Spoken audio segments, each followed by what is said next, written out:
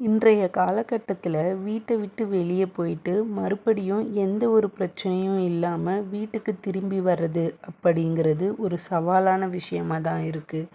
இந்த வீடியோவில் நம்ம பார்க்க போகிறது என்னென்னா, தமிழ்நாட்டையே உலுக்கிய தூத்துக்குடி மாவட்டத்தை சேர்ந்த விளாத்திக்குளம் கிராமத்தை சேர்ந்த +2 மாணவியுடைய மர்மமான மரணத்தை பற்றி தான். இந்த வீடியோவில் இந்த சம்பவத்துக்கான முழு விவரத்தையும் ஒன் பை ஒன்னாக பார்க்கலாம் வாங்க. இந்த சம்பவத்தில் பாதிக்கப்பட்ட பெண் வேடநத்தம் கிராமத்தை சேர்ந்த 17 வயசு மாணவி. இந்த பொண்ணு மார்ச் 10 அன்னைக்கு சாயந்தரம் 6:30 மணி போல் இயற்கை உபாதை கழிக்க வீட்டிலேருந்து வெளியே போயிருக்காங்க. வெளியில் போன பொண்ணு வீடு திரும்பி வரவே இல்லை. அதனால் அவங்களுடைய பெற்றோர்கள் எல்லாம் பயந்து எல்லா இடத்துலையும் தேட ஆரம்பிச்சிருக்காங்க. மார்ச் 11 அன்னைக்கு மதியம் ஒரு 2:30 மணி போல் வீட்டுக்கு பக்கத்தில் இருக்க ஒரு காட்டு பகுதியில் அந்த பொண்ணு சடலமாக கண்டெடுக்கப்பட்டிருக்காங்க. கண்டெடுக்கப்பட்ட சடலத்தில் முகத்தில் காயங்களும் கழுத்தில் கீறல்களும் இருந்திருக்கு. இதனால் பொதுமக்களும் உறவினர்களும் அந்த மாணவியுடைய பெற்றோர்களும் பெண் தற்கொலை பண்ணிக்கல, பெண்ணை யாரும் பாலியல் வன்கொடுமை செஞ்சு தான் கொலை பண்ணியிருக்காங்க அப்படின்னு கேஸ் கொடுக்கறதுக்காக அருகில் இருக்கிற குளத்தூர் காவல் நிலையத்திற்கு போயிருக்காங்க. ஆனால் அந்த பர்டிகுலர் ஸ்டேஷனில் கேஸை எஃப்ஐஆர் எதுவும் எடுக்காமல் அவங்கள அந்த ஊர்லேருந்து கிட்டத்தட்ட 20 கிலோமீட்டர் தொலைவில் இருக்கிற விளாத்திக்குளம் மகளிர் போலீஸ் ஸ்டேஷனுக்கு போக சொல்லியிருக்காங்க. இதனால் கிட்டத்தட்ட 14 மணி நேரத்துக்கு அப்புறமா தான் இந்த வழக்கே பதிவு செய்யப்பட்டிருக்கு. இந்த கேஸுடைய முதற்கட்ட விசாரணையில் என்ன சொல்லியிருக்காங்கன்னா, பொண்ணு படிப்பில் ரொம்ப அழுத்தமாக இருந்ததாலேயோ இல்லைன்னா குடும்ப சுச்சுவேஷன் காரணமாகவோ மன உளைச்சலில் இருந்திருக்கலாம் அப்படின்னு சொல்லியிருக்காங்க. அதே மாதிரி இறக்கிறதுக்கு முன்னாடி மாணவி ஒரு கடிதம் எழுதி வச்சுட்டு இருந்ததாகவும் அந்த கடிதத்தில் தன்னுடைய மரணத்துக்கு யாருமே காரணம் இல்லை அப்படின்னு பதிவு செஞ்சுருந்ததாகவும் தகவல் வெளியாச்சு.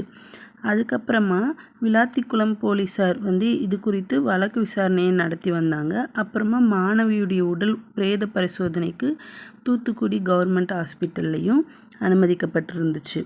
சம்பவத்துடைய சமீபத்திய அப்டேட் என்ன அப்படின்னு பார்த்தோன்னா, காவல்துறை மீது நடவடிக்கை. அதாவது குளத்தூர் போலீஸ் ஸ்டேஷனில் கம்ப்ளைண்ட் கொடுக்க போனவங்க கிட்ட எஃப்ஐஆரை எதுவுமே பதிவு பண்ணாமல் அவங்கள விளாத்திக்குளம் மகளிர் போலீஸ் ஸ்டேஷனுக்கு அனுப்புனதுனால குளத்தூர் காவல் நிலையத்தை சேர்ந்த சிறப்பு உதவி ஆய்வாளருக்கும் அந்த விளாத்திக்குளம் அனைத்து மகளிர் காவல் ஆய்வாளர் பிரவீனாக்கும் சஸ்பெண்ட் கொடுத்துருக்காங்க தற்காலிகமாக. அதே மாதிரி கிட்டத்தட்ட 10 தனிப்படைகளை அமைச்சு தூத்துக்குடி மாவட்ட எஸ்பி மதன் தலைமையில் விசாரணையையும் தீவிரப்படுத்தியிருக்காங்க.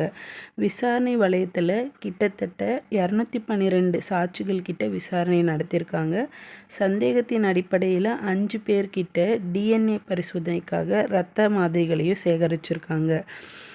நீதிமன்றத்துடைய தலையீடு, அதாவது சென்னை உயர்நீதிமன்ற மதுரை கிளை மார்ச் 16 அன்னைக்கு இந்த வழக்கு விசாரித்த நீதிபதிகள் என்ன சொல்லியிருக்காங்கன்னா, விளாத்திக்குளம் டிஎஸ்பி நேரடியாக விசாரணையை மேற்கொள்ள உத்தரவிட்டிருக்காரு.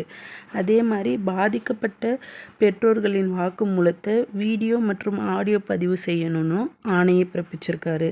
சம்பவத்தன்னைக்கு அந்த பகுதியில் பயன்படுத்தப்பட்ட சுமார் 1600 செல்போன் எண்களை சைபர் கிரைம் மூலயமா ஆய்வு செய்யவும் ஆர்டர் கொடுத்துருக்காங்க. அதே மாதிரி பொதுமக்கள் குற்றம் செஞ்சவங்களை உடனடியாக கைது செய்யணும்னு கோரி மார்ச் 11 முதல் தொடர்ந்து சாலை மறியலில் ஈடுபட்டு வராங்க. இந்த கேஸுடைய தற்போதைய நிலவரப்படி என்ன சொல்லியிருக்காங்கன்னா, இந்த உடல் பிரேத பரிசோதனை முடிவுகளெல்லாம் வந்ததுக்கு அப்புறமா தான் எந்த ஒரு முடிவையும் வெளியிட முடியும் அப்படின்னு நீதிமன்றம் தரப்பில் சொல்லியிருக்காங்க. அதே சமயத்தில் மாணவியுடைய உடல் துண்டு துண்டாக வெட்டப்பட்டு இருந்ததாக பரவப்பட்ட செய்திகள் பொய்யானது அப்படின்னும் காவல்துறை தெளிவுபடுத்தியிருக்கு. உடல் காயங்களோடு மீட்கப்பட்டதாகவும் பிரேத பரிசோதனை முடிவுக்காக வெயிட் பண்ணிகிட்ருக்கிறதாகவும் அப்டேட் கொடுத்துருக்காங்க.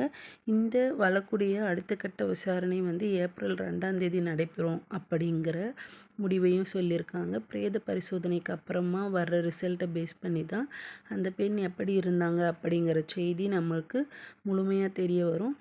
அப்படி அந்த பெண் ஒருவேளை பாலியல் வன்கொடுமை செய்யப்பட்டு கொலை செய்யப்பட்டிருந்தா அந்த குற்றவாளிகளுக்கு எந்த மாதிரியான தண்டனைகள் வழங்கப்படணும், அதே மாதிரி அந்த குற்றவாளிகள் எப்படி தண்டிக்கப்படுவாங்க அப்படின்னு நீங்கள் எதிர்பார்க்குறீங்க அப்படிங்கிற விஷயத்தையும் மறக்காமல் கமெண்ட் பாக்ஸில் பதிவு பண்ணுங்கள்.